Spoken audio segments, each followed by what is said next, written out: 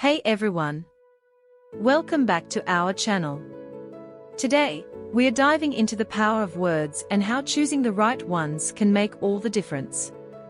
We'll be looking at a sentence and explaining why certain words fit perfectly while others don't. Let's get started. Our third sentence is, the watch sends information to a touchscreen hub restored, located, scattered, summoned in the home. The best choice is located. Why located? We choose located because this is the most suitable option, as it indicates the physical placement of the touchscreen hub in the home. For example, a smart home hub like Amazon Echo or Google Nest Hub is located in a specific place in the house. Why not the other options? Restored, this would mean bringing back to a previous state, which is not relevant in this context. Example, restoring a vintage car to its original condition.